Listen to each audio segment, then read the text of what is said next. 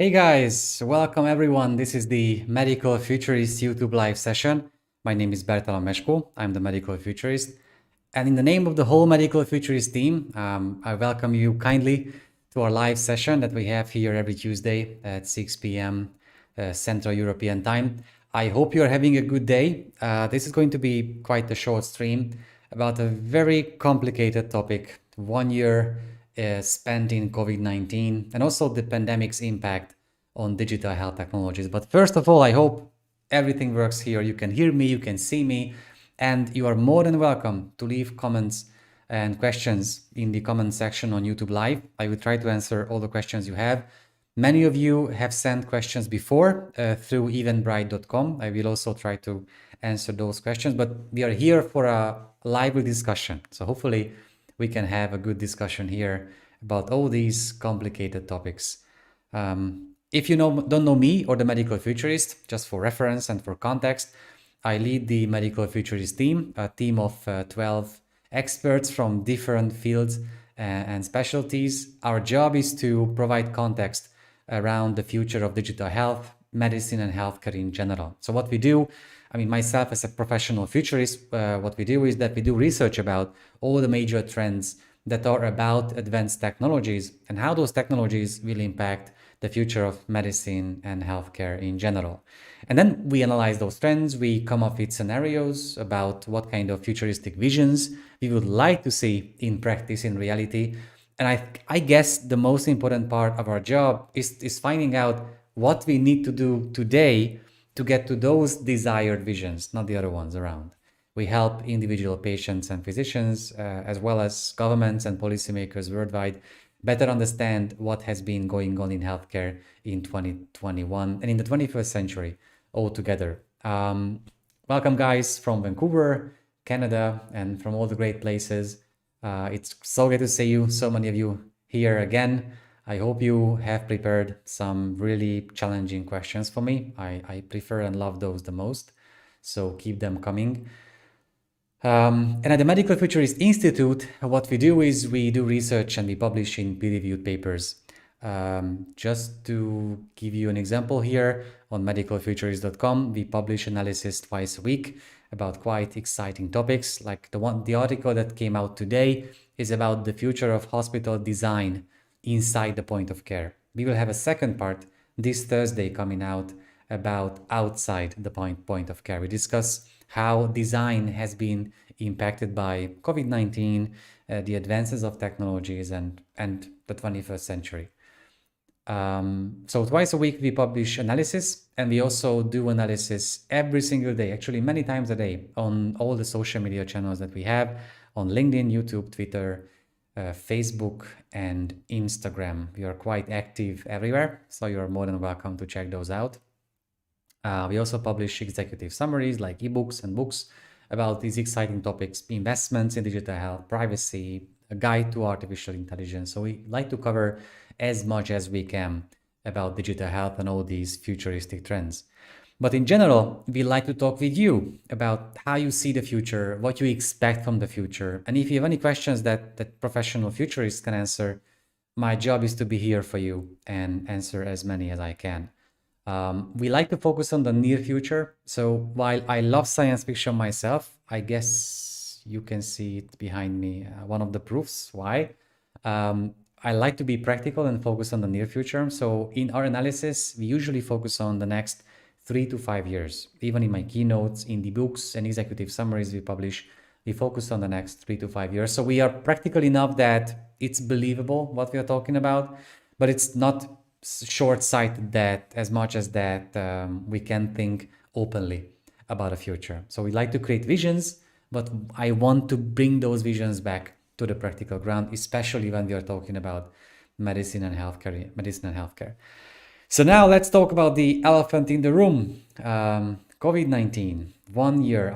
I know that the first report came out from a company called Blue Dot back in December 2019 about a potential outbreak in Wuhan, and that startup used artificial intelligence to come up with such analysis. And WHO, I think, only declared a pandemic in March in 2020.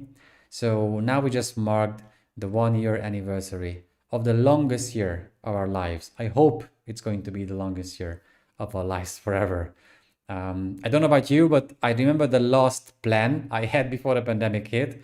I was about to go to the airport to fly to Malta to give a keynote speech at an event. And hours before I had to leave for the airport, the first lockdown was introduced in my country, in Hungary. So I couldn't fly anywhere then. And for the last 12 months, I haven't even been at the airport. For the first time in my life, I usually fly about 200,000 miles a year, and I haven't been anywhere for more than a year. And I guess I won't have a chance to go to a medical event to speak until like the third quarter of this year, maybe, fingers crossed. That's actually quite good if there are events in September or October. So I'm just curious if you remember what was your last plan before the pandemic hit. Please do share in the comments, and it would be great to talk about these. Ivor Juster, welcome to the stream. Here is the first live question. Let me share this with everyone else in the stream.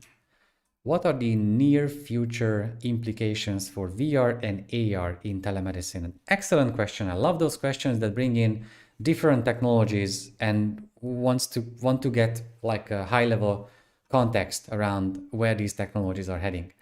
First of all, everyone would be happy if telemedicine just worked the way it is supposed to be working, through a video conferencing tool, through a chatbot-based service, through text messaging, or an application through which I can discuss anything with my medical professional. But if we want to bring VR and AR into the picture, then I think we have to find the right purposes for that. We know that based on studies that virtual reality can ease pain for patients staying in hospitals for longer times. If their physicians can act as coaches during the process, being there with them, discussing their expectations about the technology, then it works. VR can ease pain for patients. We know that not based on studies, but based on good examples I've seen at least in different medical schools around the world, especially in the US, that using augmented reality with technologies like Microsoft's HoloLens can augment the experience for medical students. They can dissect holographic bodies without physical limitations. They can look at the same images or three-dimensional structures at the same time without interruption. So it's pretty mind-blowing seeing these in action. I've used AR myself, and it was like meeting science fiction. So in that respect, AR can help upgrade medical education, but the devices are so expensive that we don't see these happening at too many places in the world. So for telemedicine, I can imagine VR being used at home because it's impossible, because of the exposure to the infection, to use the VR devices to ease pain for patients at the hospital. Maybe that's how.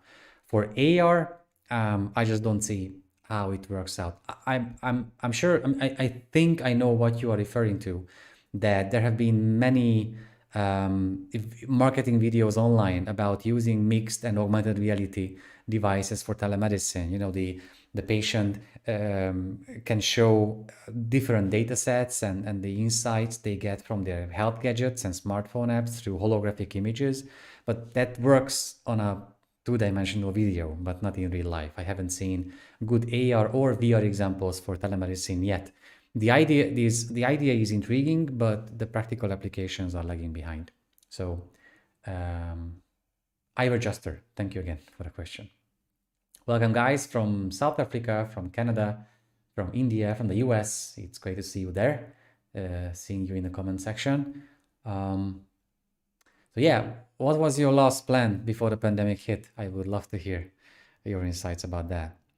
Also, I prepared a few things for you. I don't plan to give a presentation. I give enough presentations day by day, talking into a lens of the camera. And I wanted to discuss one thing with you before we hit the topic that we have today. It's about Zoom fatigue. This is something I just came across. Stanford published a study about Zoom fatigue. They tried to examine the psychological effects of having video calls all day on people, you know, having those calls. And they found disturbing things like the close-up eye contact is highly intense and it's hard to get used to it. Seeing ourselves during video chats is fatiguing. Actually, I stopped doing that. So for 10 months now, I've been talking into a lens of a camera. So I'm talking into your eyes, even though I can see you. I have several monitors here. So when I have a video chat with someone, I've been having video chats for about 7 hours today. I have Zoom fatigue today. I've been able to somehow project the images of the people I'm talking with. I see, in my periphery or peripheral vision. So I think like I'm talking to them, but I'm talking into a lens of a camera. But this way, at least I'm not looking at myself and what I look like on the video screen. It's something we have to we have to stop doing. Video chats reduce our usual mobility. That's true. So I have to very much focus on motivating myself for exercising almost every day. Otherwise, I would sit here for 12 hours a day. And the cognitive load is much higher in video chats. This is something I hear from people quite often, that they get more tired after 2 hours of meeting online while they had 4 hours of meetings, 4 hours long meetings before in person. But our brains are not wired to digest information through two-dimensional screens. We are wired to see each other, see three-dimensional structures and have real-life discussions, get the emotions live. This is doing what I'm doing right now. This is not normal. And while I believe that it's going to stay normal for a long time, we will have a hybrid model of having large events and large meetings in person, but having smaller ones through the virtual world. But yeah. So if you have Zoom fatigue, please, I'm curious to see or to hear what your experience is about. Mine is exactly what the article is about, that it's hard to get used to it. Ivor, yeah, it's a good example. The orthopedist could guide the patient through a self-exam, assuming they agreed it was safe and appropriate to do so. I guess it can be done in many cases, but there are some, examination procedures when you have to be present with the medical professional. But when, like in rehabilitation, I can imagine that, like after, orthopedic surgery, we've seen examples with Microsoft gaming consoles and how the cameras built into the console can help physicians from afar check how the patient is doing the rehabilitation. I guess that's possible in that case too. But whenever it's possible to do that remotely, maybe AR could have a place in that. Pedro Camargo, I was about to fly to UK when they canceled all flights and closed the borders. Greetings from St. Petersburg, Russia. Well, welcome from there. What is the long news Diamond Eagle? There's a question here. What is the long-term effect of lack of human proximity contact? I'm sure it not only has an emotional impact on all of us, but even Dr. Fauci has been talking about the mental health pandemic that has been raging globally. I mean, I've seen studies like usually 5 to 10% of people experience depression-like symptoms. Now it's way over 50%. More than half of us experience depression-like symptoms. And you can't get yourself out of it. Every single person in the world is affected by COVID-19. And even I'm dealing with mental health issues myself. It has been a very hard, complicated period since last March. So I don't have solutions for you, but I just want to make sure you know that you are not alone in this. And reaching out to technologies has not been a solution for me, but reaching out to experts and talking with family members and friends about this, all these things definitely help. So I just want to make sure that you know that you are not alone with these mental health challenges and issues. We are very much in this all together. And I'm an Eagle. I was scheduled to speak to an audience about health in New York and Toronto in March 2020. I guess all these were canceled because of COVID-19. Adam Schmidt, nice to meet you again in the live stream. I was packing to go to ski. I guess you had to unpack and couldn't pack again even now. There is no ski season. And Adam has a question. Do you think with digital health startups booming, will we have a balloon? Like, I guess when lots of ideas are funded, which are impossible to achieve at the moment, like Theranos and Faith with Lover. So it's like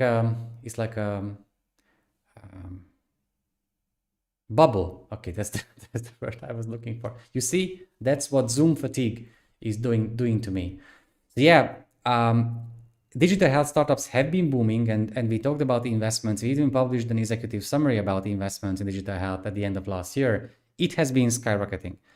The issue is there are players who don't play this game in a fair way. Theranos was not a bad technological example. Theranos was a scam. They tried to scam investors, and of course, it creates a delusion for investors, and then they lose faith in the whole digital health market because of such a big failure like what Theranos had.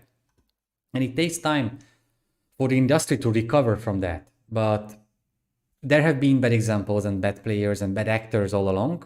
The vast majority of the digital health scene is around good people who want to help patients or even want to make the job of medical professionals better. So we have to be aware of such scams, and we have to uncover them very loudly through our online channels. But we have to stay objective here and focus on the next big thing, the next big digital health unicorn, because there are so many of them, again, with good intentions and with good investments in the background. So it lowers faith, but they can recover. I'm trying to answer the questions first from people who had no questions before, and then I will come back. I will come back to your points in a second. Hello, this is Emma from Germany talking about data privacy. What are the futuristic ways to reduce breach in the data privacy, especially now that virtual learning is the new normal and more cases of it? What an amazing question. I'm not sure if I have solutions for that, but I do have an opinion about privacy breaches. First of all, we need to accept that there is no digital health or artificial intelligence revolution without breach of our privacy. Because without your data, without your medical records, your data from your fitness smartwatch, fitness tracker, smartphone app, online services, your use of medical websites and social media channels, without all these data, algorithms cannot get better. So we lose some of our privacy while benefiting from using digital health technologies and services. That should be okay. But the how much, to what extent, is the real question here. And ideally, there should be policymakers who understand the dangers of all these. I talked about this before, but when policymakers in the US couldn't understand how Facebook made money, how could we expect them to create policies for using artificial intelligence for medical decision making? So that's one gap that should be filled in with experts of policymakers who understand what's going on in healthcare.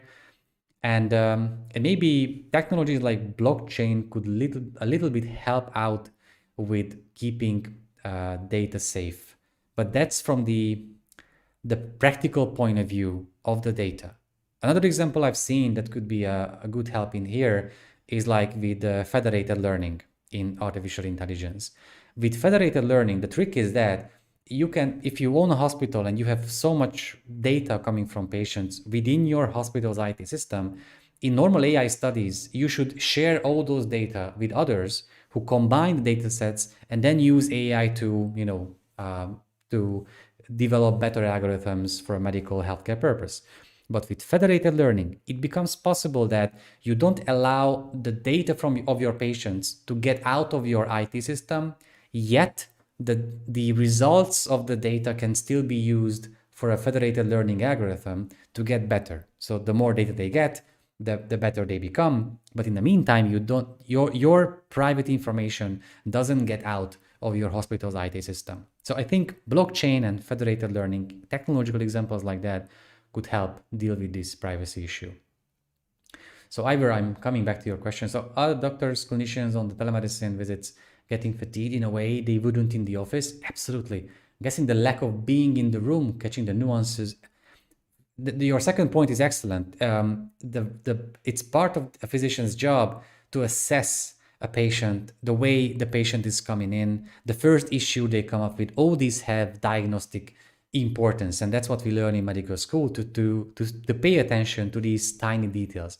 But Zoom fatigue is very much a concern for physicians too. So it's not just that Like a physician used to work like 10 hours a day, and now they have to work 6, and then they spend 4 hours just having Zoom calls with patients. I think it's worse than doing 10 hours in-person visits, because those 4 hours can live up to like 6 or 7 hours worth of in-person visits. That's why we should deal with it. That's why it's a cultural transformation.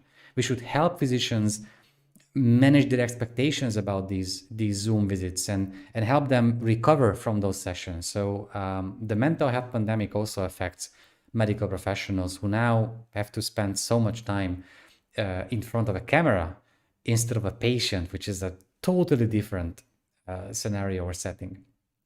So yeah. But while I dearly miss in-person conferences, it's really nice that they usually record them, which is nice when complex genomic slides are flying by. Good point. That's why I'm saying that. I mean, I've been to large events as a speaker and small events too. In the last year, doing all my keynotes virtually, I've been doing both. Big events do not work in the virtual space, like CES. It was ridiculous. They are an amazing experience in person. You're having all those people, all those companies and exhibitions and everything. Big events do not work virtually, but small events work tremendously well in the virtual setting. There is no reason to fly 50 people out just to meet once or 20. It's ridiculous. So I think for smaller meetings, the virtual space is going to remain here for a long time. For large meetings, I hope we can go back to in-person conferences as soon as possible. Sudeshan Govender, again, as always, I'm sorry about if I pronounce your name incorrectly. I'm sorry about that, but I'm doing my best here. But the question is excellent. It's about where are we with clinical decision support? Our own personal Jarvis, yeah, from Iron Man. So we have artificial narrow intelligence now, meaning that an AI is capable of doing one very well-defined single task. There are examples for such algorithms in clinical decision support, like IBM Watson, but most of these algorithms have been checked retrospectively, meaning that you collect data like medical records from patients, you clean the data, and then you use as much data as possible, and you feed it into the algorithm to make it better.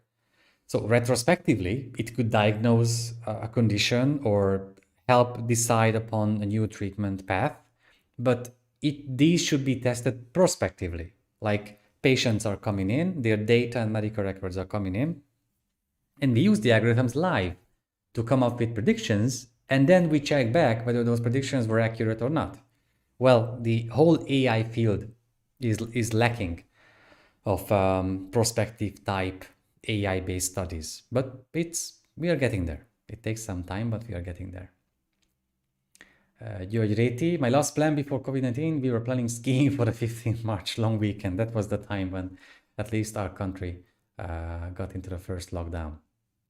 Just one thing before, please, thank you so much for the great questions. Keep them coming in. I will answer all of them before we finish the stream. That's I can promise to you. But I wanted to share something with you that I just came across.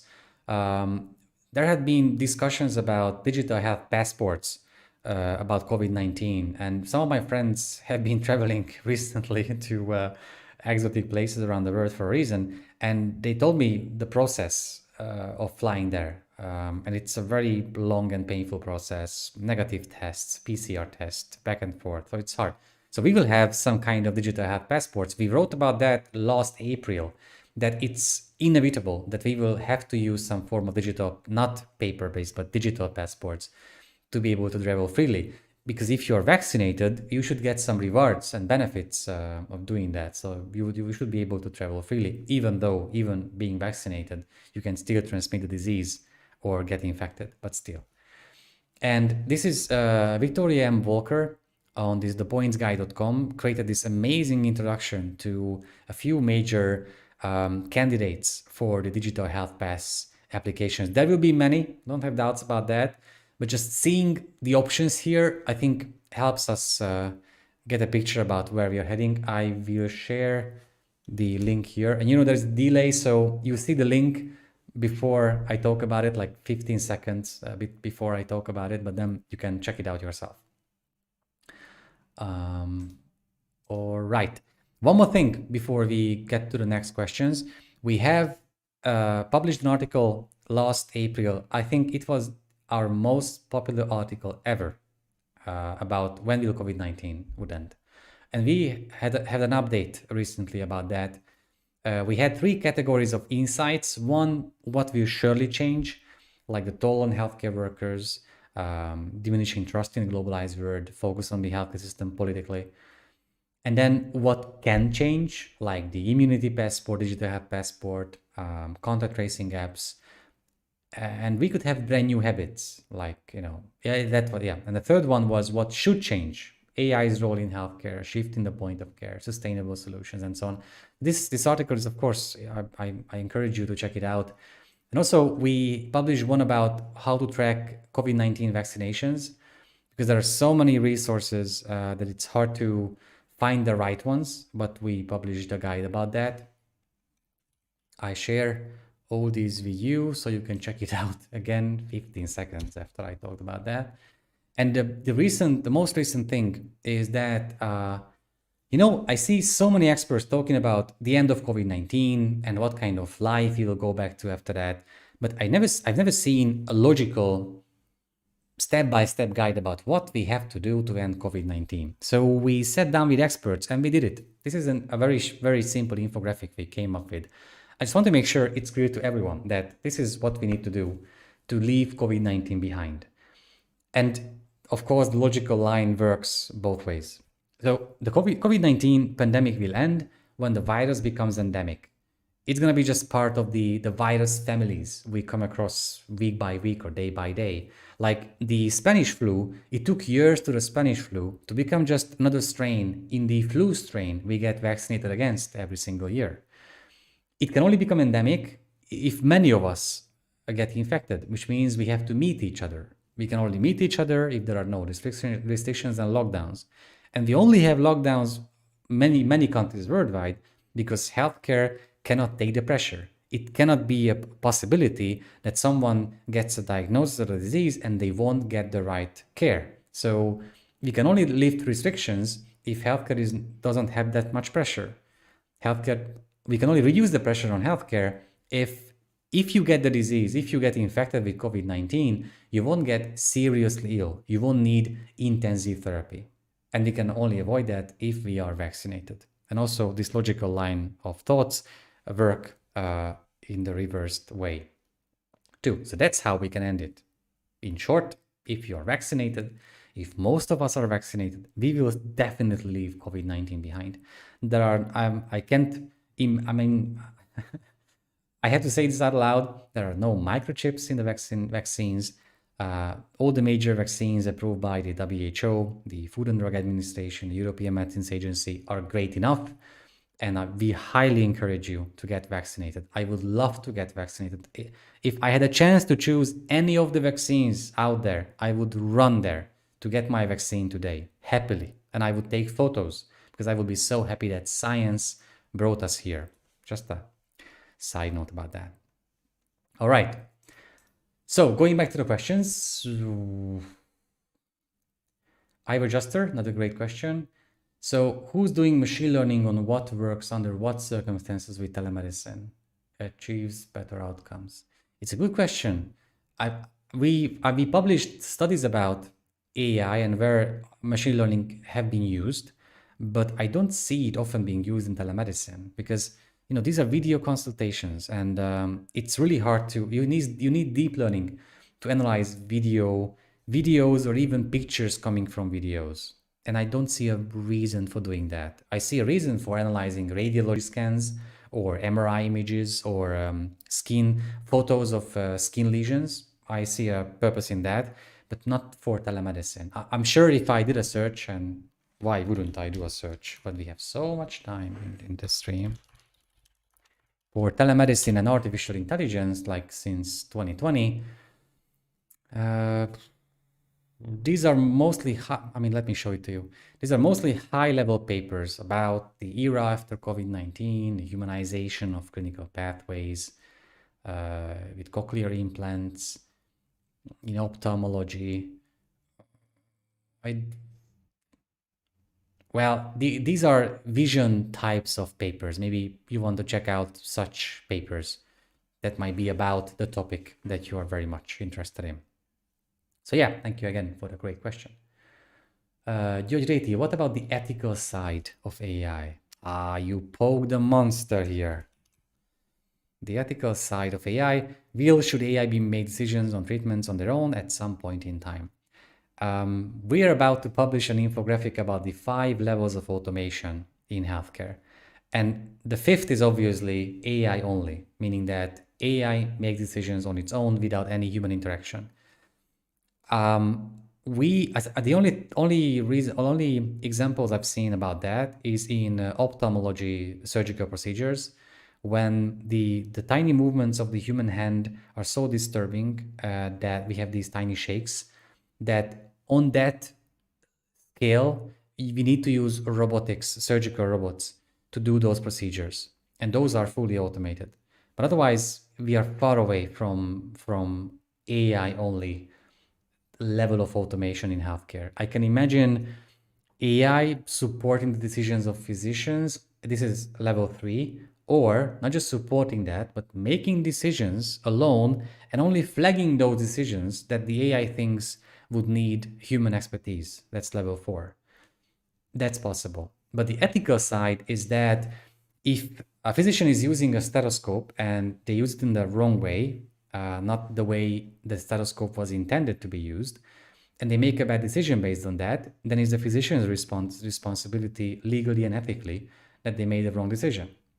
If they use the technology in the right way, but it still provided bad results, that's the company's responsibility. The same applies to artificial intelligence. The only point here is that I think I talked about it last Tuesday in the AI stream, that if there is an adaptive algorithm that gets better with every decision it makes, then the company did develop the algorithm, but the way the algorithm made decisions now is different from what the company built into the code.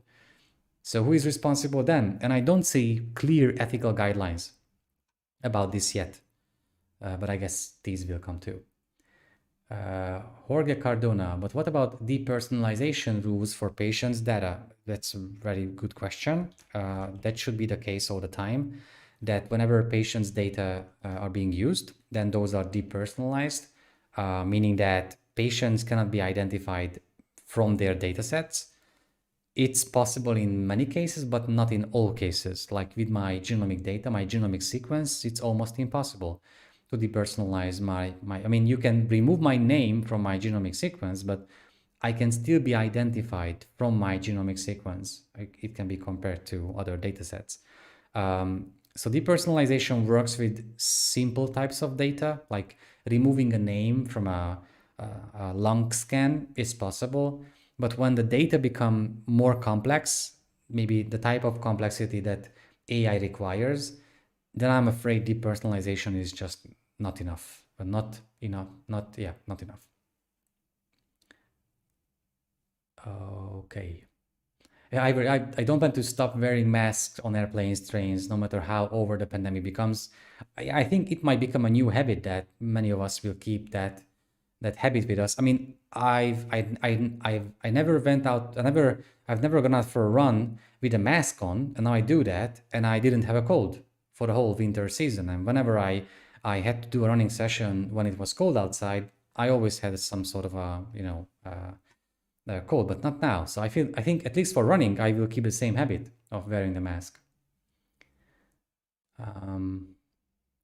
Emma, it's an excellent question, and even though it's not technological, it's ethical enough that it can be relevant to all of us.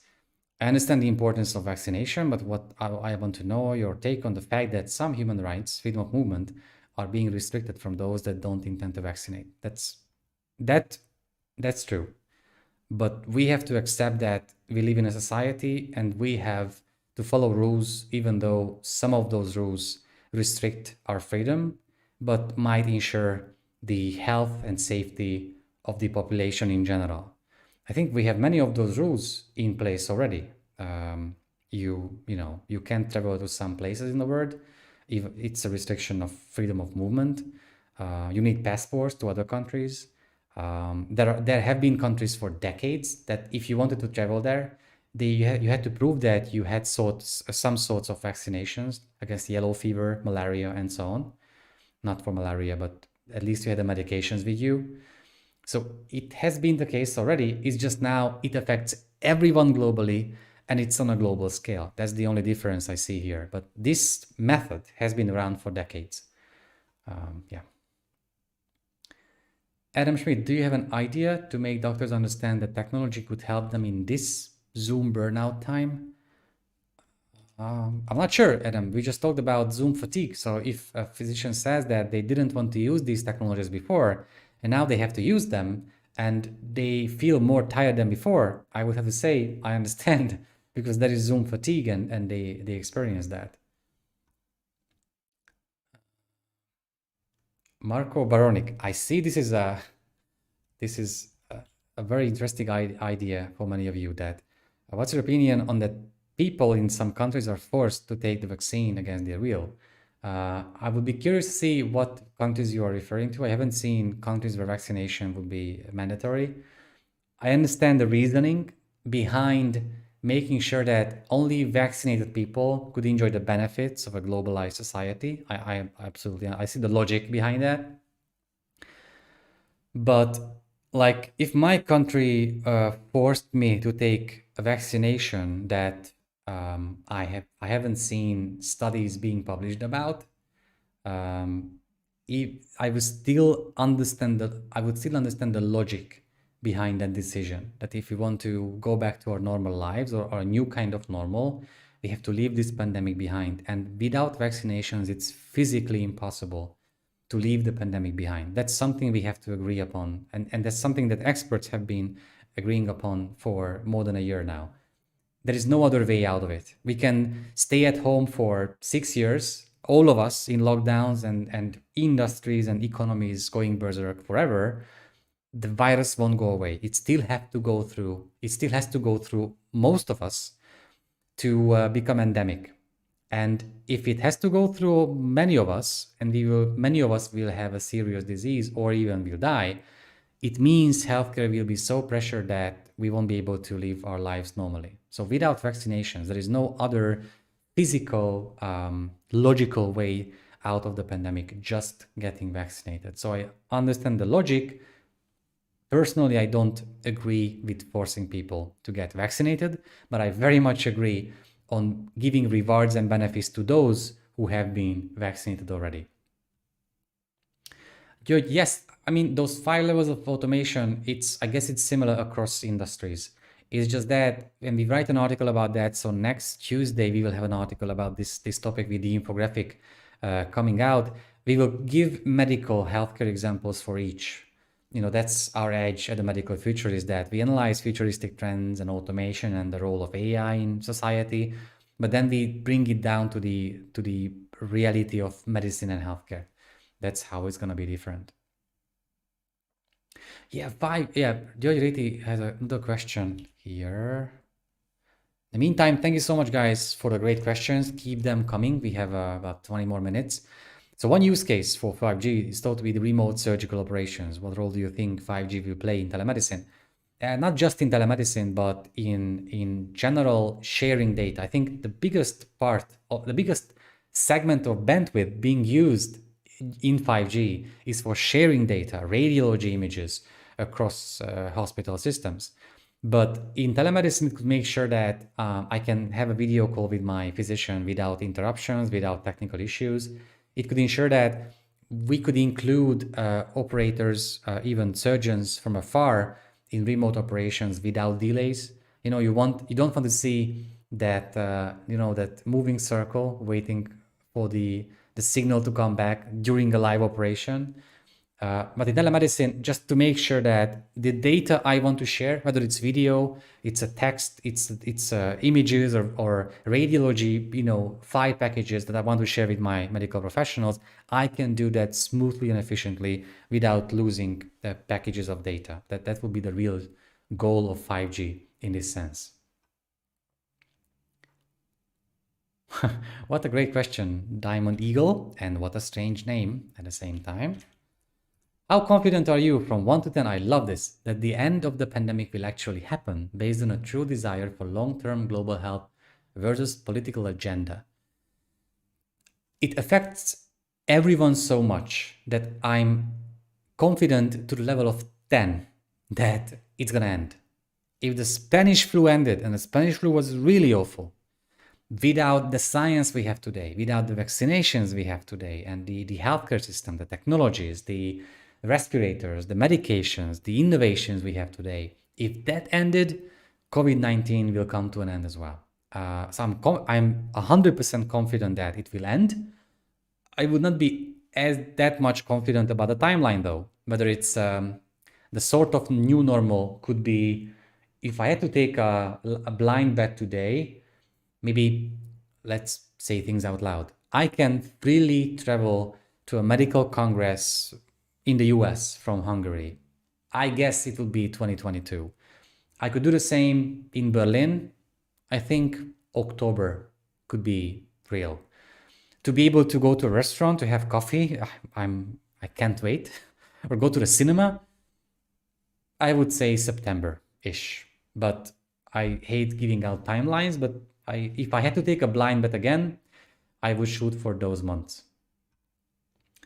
Thank you again for the question. Marco Baroni, thank you for the answer. As you mentioned before, we have many viruses already, but they are not mandatory to get vaccinated for them. Why is COVID so special that it's a must? What a long and great question at the same time. So there are many viruses, there are many infections moving around in populations for decades that we know a lot about. I mean, the flu, it leads to a lot of people dying every single year, but we know those flu strains and we can develop a vaccination in 6 months against the newest ones. And many of us get vaccinated. So we know how to defend against it. But this one it's a different weapon. It's a different enemy. Believe me, I've been trying to find out, the medical reasons why someone gets seriously ill while others just experience like headache and fatigue for 2 days. What's the difference? Is it vitamin D levels in their blood, or their general stage of health, or whether they are obese or not, or what health conditions, diseases, medical conditions they have at the same time, or how much they exercise normally, or what country they live in? I haven't seen a study pointing out any real life differences. Of course, if they have medical conditions, comorbidities, then they have a bigger chance of getting seriously ill. But I've seen perfectly healthy people who live like me, try to live healthily, focus on diet, exercise a lot, even deal with mental health, still getting seriously ill. So it's such a blind yet an enemy you cannot prepare for. You cannot anticipate its next move. And that's why it's so dangerous. That's why healthcare is under such pressure globally, without exceptions. That's why it needs such a different approach. And that's why we need global vaccinations against this. That you could say that SARS and MERS were similar viruses back then. Okay, but those had many very serious symptoms from day one. Not for COVID-19. It's different. For days, for week, for more than a week, you can bring around the virus becoming a super spreader without you having any symptoms. For SARS and MERS, they had very strong symptoms from day one, so those patients could get isolated very fast.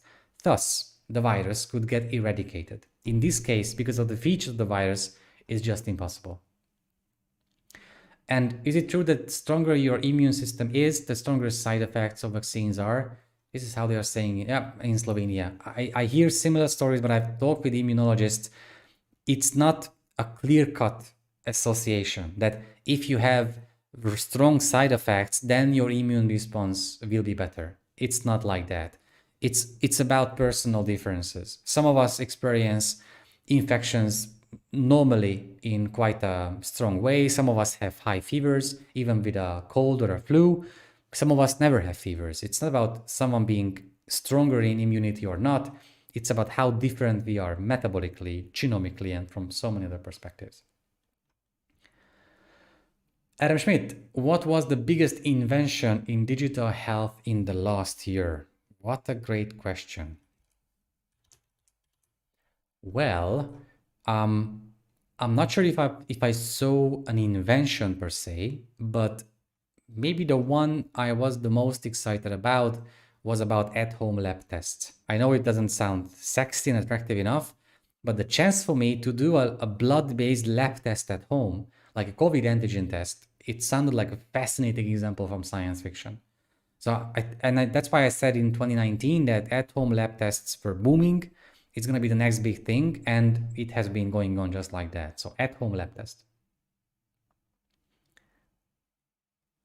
Talking about the inclusion of AI medicine, what do you think can be the most significant advantage and disadvantage towards that? What an amazing question. What a long one. So I will try to keep it short so I can still answer a few more questions before we finish the stream. Let's talk about we have two articles on medicalfuturist.com. One about, I have to show it to you before I answer the question. 7 things you can expect from AI and 7 things you cannot expect from it. Here it is. So we have 7 things you can expect from AI and 7 things you cannot expect from AI. I would say about the benefits: medical decision support, analyzing complex patient data without before even meeting medical professionals, chatbot-based services for mental health issues, organizing logistics for healthcare, even vaccination rollout, supply chains. All right. Disadvantages: only those countries benefiting from it, only those patients benefiting from it who come from countries where they can afford artificial intelligence. That's just not fair.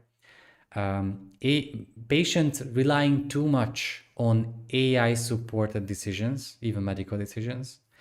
Medical professionals relying too much on their support that they get from AI instead of them thinking that through. Maybe that's let's leave me with 4 benefits and 3 disadvantages. That's how optimistic I am about the role of AI in all this. Yeah. Andrei Karnikar, I hope, again, I pronounce your name well enough. What is your opinion about hydroxychloroquine to treat COVID-19?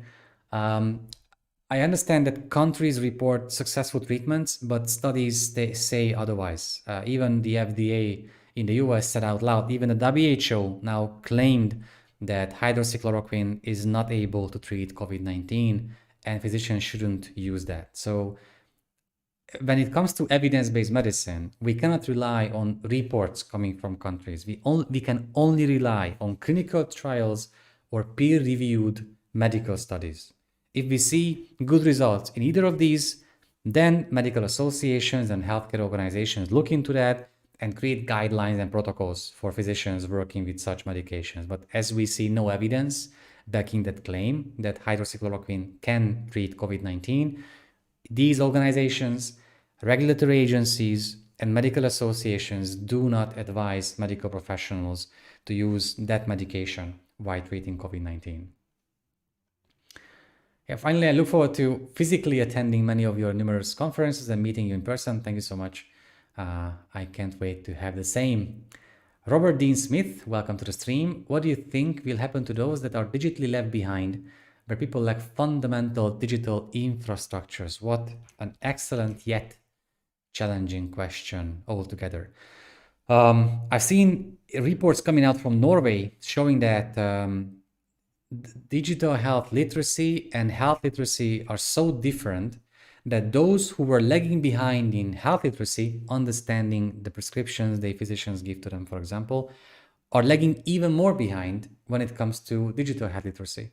So those without a smartphone or access to internet, how can they register for getting the vaccine? So they are behind in the line. And that should be the role of policymakers to make sure that these people are not left behind. But right now they are most of the countries I've seen are so busy with taking care of people who, for example, register to get vaccinated compared to those who don't even have access to the internet to be able to register, that they focus on them first. But this is not something that COVID-19 has brought up. This is something that has been going on for years.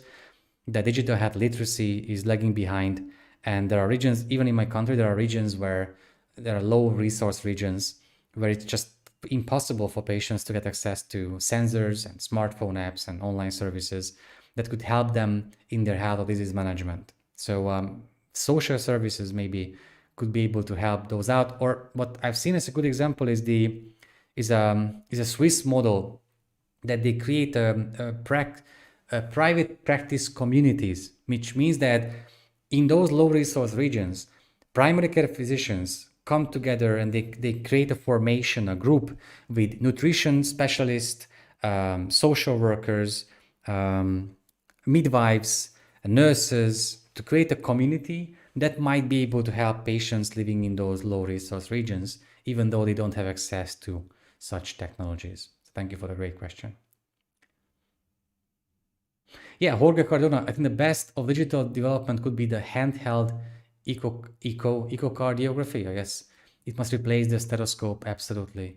Oh, you mean the digital stethoscopes? Like I have been in love with combined devices I have tested recently, like a blood pressure cuff with an ECG built in. And you cannot see that is on the top shelf here. I have a Witting's blood pressure cuff that is a blood pressure cuff doing an ECG and having a digital stethoscope built in. That's pretty mind-blowing how these combined devices can work. So we have time for 2-3 more questions. One is, what medical specialties will next have AI applications?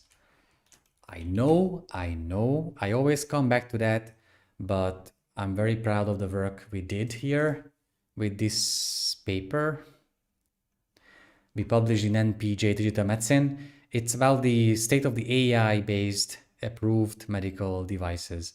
And we have an image here about all the AI-based algorithms, and what you can see, let me make it a bit bigger for you, is about which specialties these algorithms belong to. And radiology is far the biggest one, oncology is the second one, cardiology is the third, but you can still see endocrinology, neurology, internal medicine, ophthalmology, and emergency medicine. So radiology, or any specialty that is mostly data-based and repetitive, that's where AI can have a big advantage or provide benefit for us. So yeah. Yeah, Butterfly. So the portable ultrasound devices. Sure. I've tested Lumify and Clarius, and I have now Cosmos in my other room. That's what I'm showing there.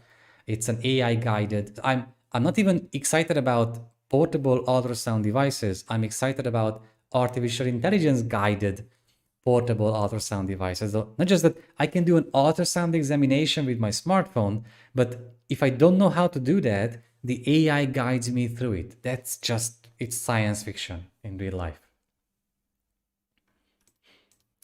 All right, we have time for about 1 or 2 more questions, and then we call it a day, again after 6 hours of live streaming and Zoom calls and video keynotes. Oh, what a great question to finish the stream with. What do you see as the upcoming trends for 2021 and beyond? Sergio Arrojo, thank you for the amazing question. And, by chance, I just have an article opened up here. Yeah, the MPJ paper, it was just shown, the link was just shared. So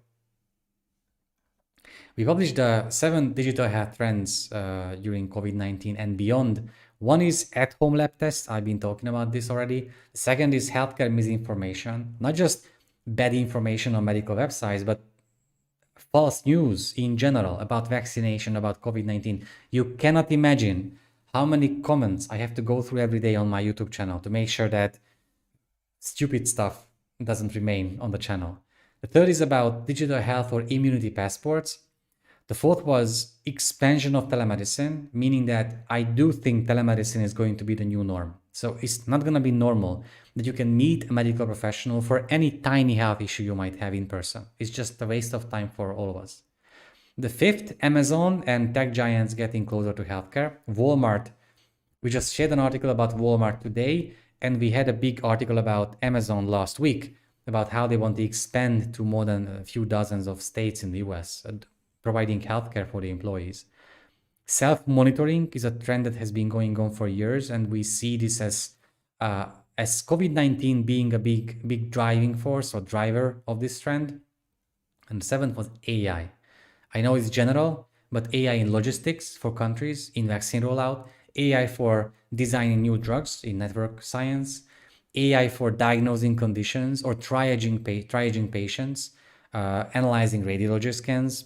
There is a boom in those AI-based studies. I follow most of these studies and I can't keep track anymore. I have been saving many studies in my Pocket application. I read them once a week. I don't have that much time to go through as many articles as I save every single week. It was much better back then, like 1 year ago, 1.5 years ago, I saved a few and I could go through them. Now I could save 10 every single day. Nobody can read that many papers a day. So yeah, I think with that, one more thing from Marco. You mentioned before that even vaccinated people can later get infected again and spread the disease.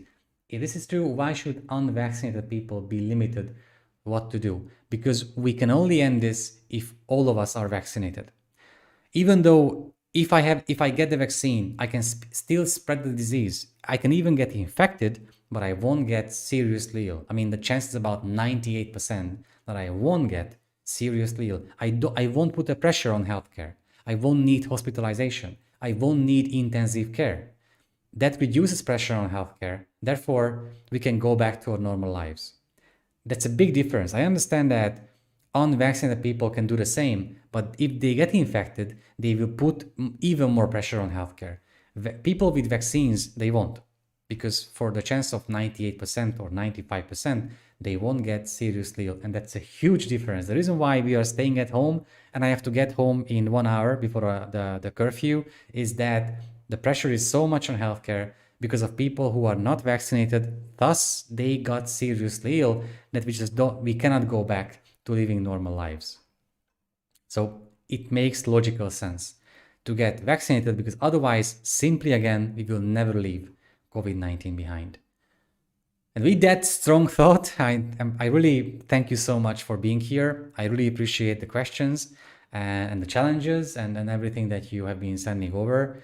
Thank you for being with us. Next Tuesday, we will have another live session about an exciting topic about the future design of hospitals. I've been talking with architects and experts about design in healthcare to make sure that I can present you a lot of exciting ideas about what kind of design innovations we can expect to see in hospitals and outside hospitals, because now we have 2 articles coming out this week, one about the point of care and one about outside the traditional point of care. So I very much hope that we can meet there. In the meantime, please feel free to check out medicalfuturist.com and our channels on all the social media platforms. Please feel free to subscribe to this YouTube channel so you will get future bits and longer episodes about digital health issues and artificial intelligence. And we do everything for free on all these platforms, but if you want to support what we do so we can even keep on creating more content for you, you can become a patron on patreon.com/themedicalfuturist. We have almost 200 patrons. They get content we don't share with anyone else, so they get individualized content on that channel, but everything else we do will be for free, and we can only do that if you support what we do. So again, thank you so much for being here with me. Thank you for the great questions, and see you next Tuesday. Have a nice day. Bye.